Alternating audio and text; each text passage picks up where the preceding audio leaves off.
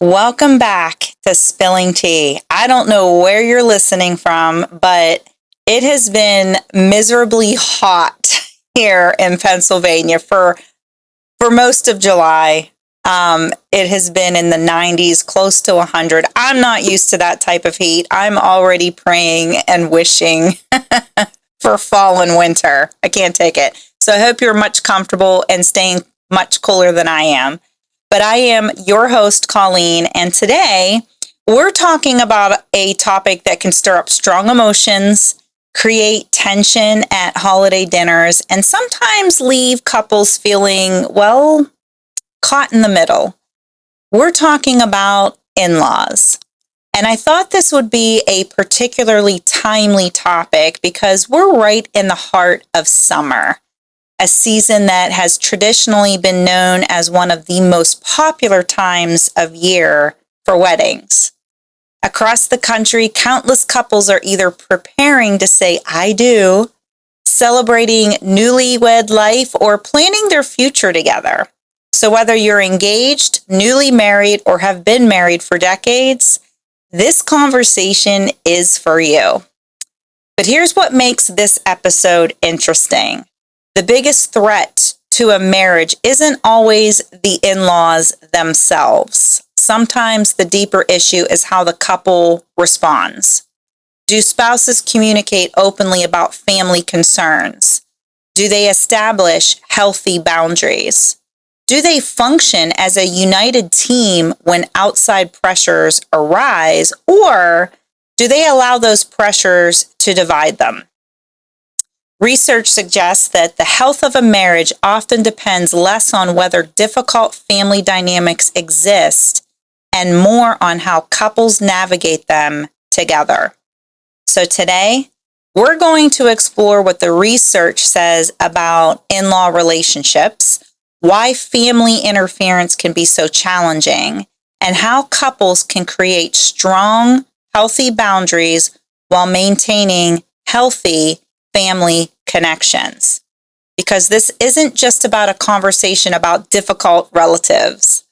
It's a conversation about protecting the marriage itself. Let's dive in. I want to start off with why in-laws matter. Because let's think about it. Most relationships begin with two people getting to know each other. But once marriage enters the picture, the relationship expands dramatically, and often on a much faster scale than many couples expect. One day, it's just the two of you planning dates, making decisions together, and figuring out your future.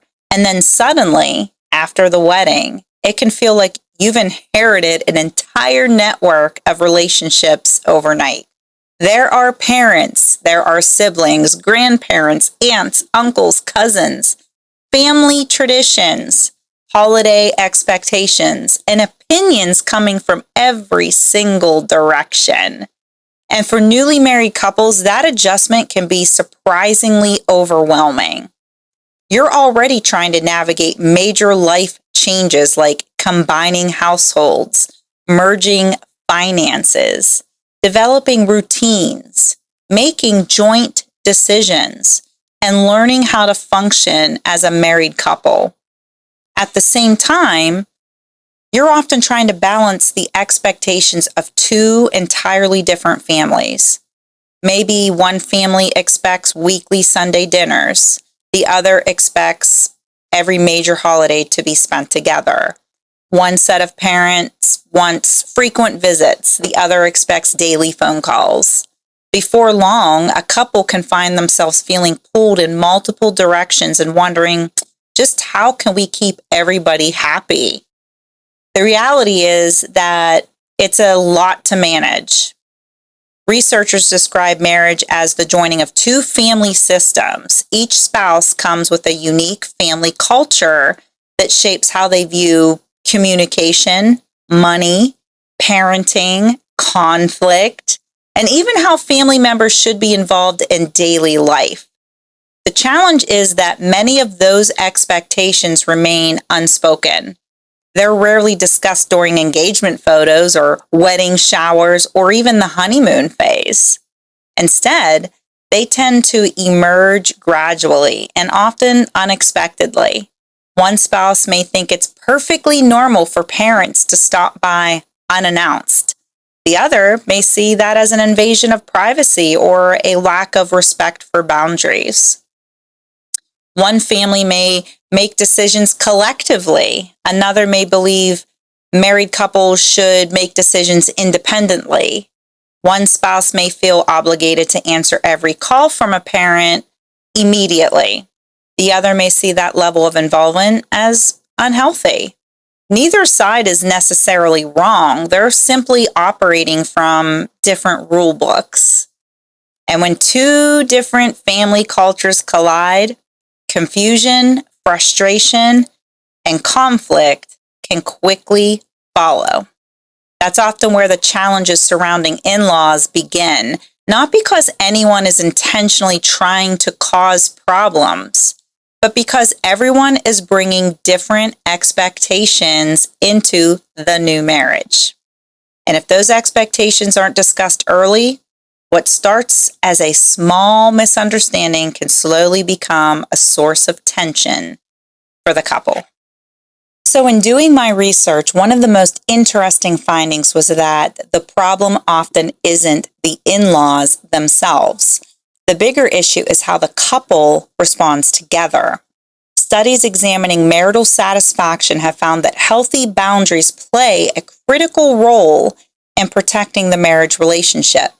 When spouses establish clear boundaries with family members, the negative impact of interference is significantly reduced. Think about that for a moment.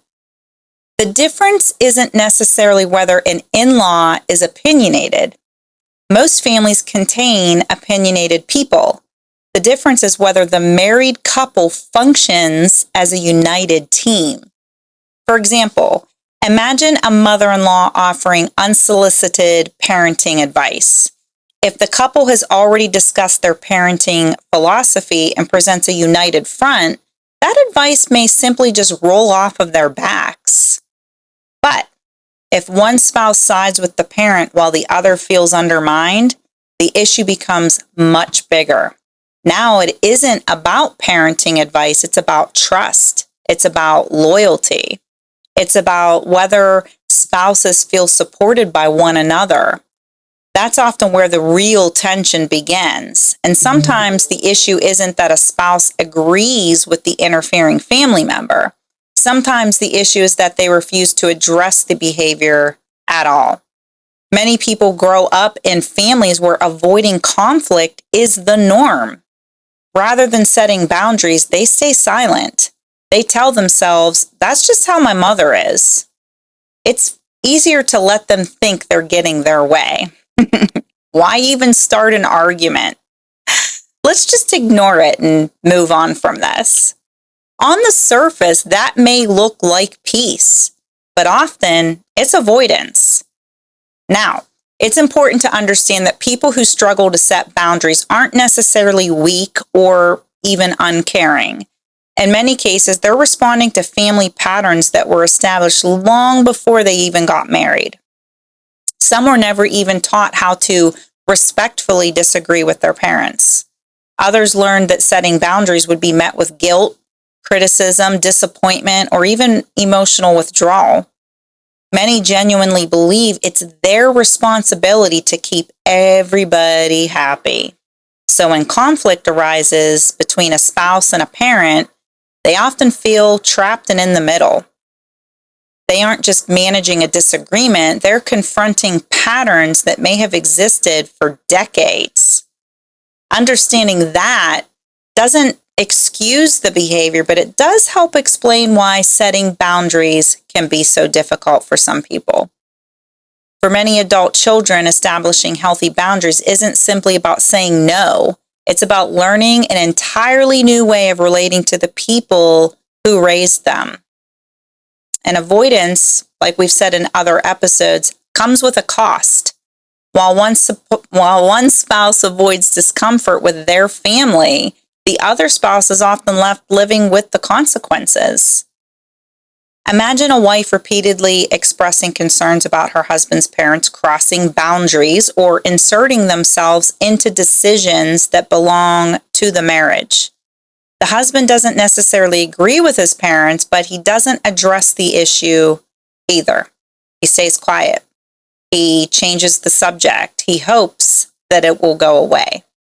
Meanwhile, his wife feels increasingly unsupported, not because of what the in-laws are doing, but because the person she expected to stand beside her isn't stepping forward. And here's a truth that can be pretty uncomfortable to hear. Sometimes the greatest damage isn't caused by what the in-laws did. It's caused by what the spouse failed to do. When inappropriate behavior is repeatedly ignored or left unaddressed, the issue eventually becomes larger than the in-laws themselves. Because at some point, the spouse isn't asking, "Why are your parents acting this way?" They're asking, "Why aren't you doing anything about it?" And that's a very different question. And it's often the beginning of a much deeper marital wound. Most people don't enter marriage expecting a perfect family or conflict-free holidays. What they do expect is to know that when challenges arise, their spouse will stand beside them, that their concerns will be taken seriously, that they won't have to face those challenges alone. Because feeling loved and feeling protected are often closely connected. Most spouses don't need a hero. They don't need someone who starts fights or creates conflict, but they do need a partner who is willing to have difficult conversations when those conversations are necessary to protect the health of the marriage.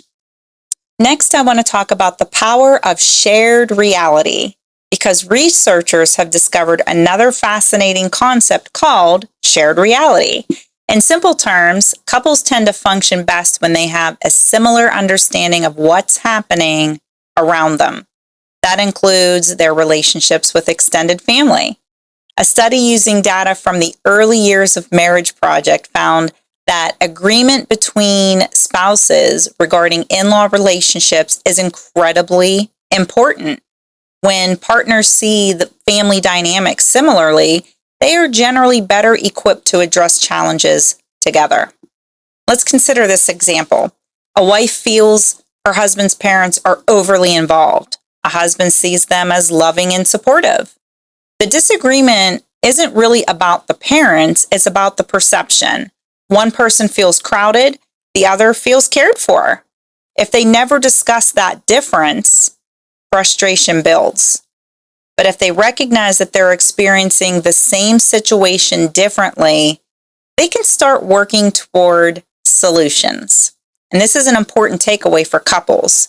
You don't have to agree with every feeling your spouse has, but understanding those feelings can make all the difference in the world. Next up, I want to talk about why certain in-law relationships can be challenging. Because researchers have spent a considerable amount of time studying the mother-in-law and daughter-in-law relationship, because those dynamics often generate strong emotions and complex expectations. Why, you ask? I'm so glad you asked. Because part of the answer involves roles. When a person marries, priorities naturally shift. The spouse becomes the primary partner. Meanwhile, parents are adjusting to a new family structure. For some families, that transition happens smoothly. For others, it can be much more difficult. Parents may miss the closeness they once had with their adult child. Spouses may feel they're competing for influence. Everyone may be trying to figure out where they belong in the new family arrangement. But here's something important that doesn't get talked about nearly enough. Not every parent successfully makes the transition from parent of a child to parent of a married adult. In healthy family systems, parents gradually release authority and allow the married couple to develop their own identity. In unhealthy systems, that release never fully happens. The adult child may still be treated as though they need parental approval for important decisions. Parents may expect to be consulted before major purchases are made. They may expect access to private information about the marriage, like how much money do you guys make? Can I see those W-2s? They may assume family traditions, schedules, holidays, finances, or even parenting decisions should still revolve around their preferences. Do you want to raise your kids to go trick-or-treating or believe in Santa Claus? When couples marry young, this can become even more complicated. The adult child may never have fully separated from their family of origin before even entering into the marriage. Instead of moving from dependence to independence and then into marriage, the marriage begins while the parent-child relationship is still functioning much like it did before the marriage and during adolescence.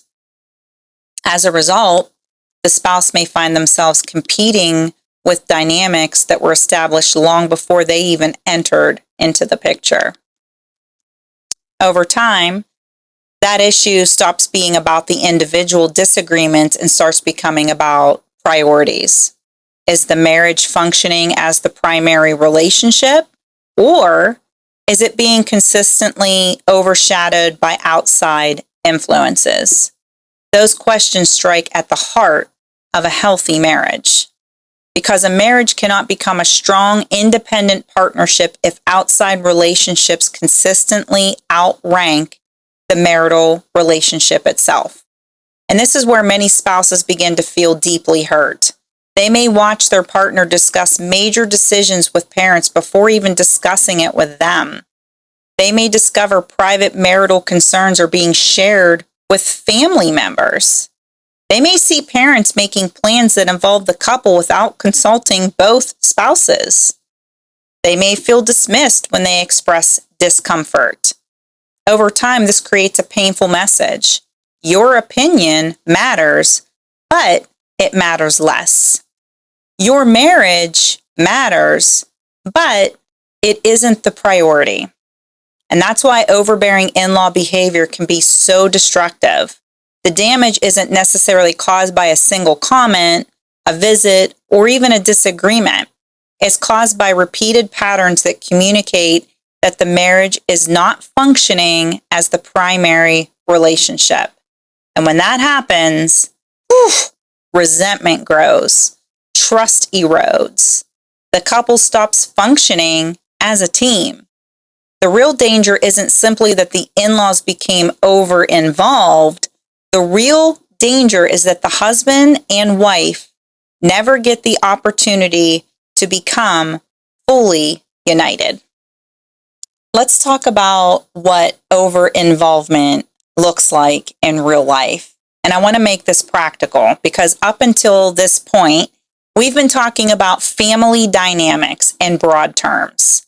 But what does over-involvement actually look like in everyday life? The truth is, it usually isn't dramatic at all. Most couples don't wake up one morning and suddenly realize boundaries have disappeared. The shift is often gradual. A comment here, an expectation there, a small boundary crossing that seems harmless on its own. But over time, those moments begin to add up. Over-involvement might look like parents routinely stopping by without asking because they've always felt welcome in their child's home. It might look like family members weighing in on decisions that have already been made. Maybe it's criticism disguised as concern. Are you sure that's the right school? Are you sure that's the right church you want to go to? That's an interesting way to handle your finances. We never raised our children that way. Sometimes it's the assumption that the couple's schedule should automatically revolve around family expectations. Holidays are planned without even asking. Vacations come with pressure. Family events feel less like invitations and more like obligations. In other situations, the issue is information. Private disagreements between spouses are shared with parents. Major decisions are discussed with family members before they are even discussed with a husband or wife. Advice is sought from everyone except the person most affected by the decision. And while none of those actions may seem significant in isolation, together, they can send an unintended message. Our marriage isn't fully our own. It's important to remember that many family members don't intend to create problems. Often they genuinely believe they're helping. They're offering advice, they're sharing experience, or trying to stay connected. The challenge is that good intentions don't automatically create healthy boundaries. Even loving involvement can become unhealthy when it begins replacing the couple's ability to make decisions, solve problems, and build a life together. And that's where many couples find themselves struggling, not because their families don't care, but because everyone is still figuring out where support ends and interference begins. Now let's talk about the impact that all of that has on a marriage. Family therapists often observe that the greatest damage isn't necessarily caused by the parent's behavior. The greatest damage occurs when family interference begins creating distance between husband and wife. At first, the conflict may seem to be between the spouse and the in-laws, but over time, something changes. The couple begins spending more energy managing family tensions than nurturing their own relationship. Conversations become arguments. Unresolved frustrations become resentment. And the spouse who feels unheard or unsupported may begin to emotionally withdraw. Eventually, the issue is no longer about the parent. It's about the connection between the couple.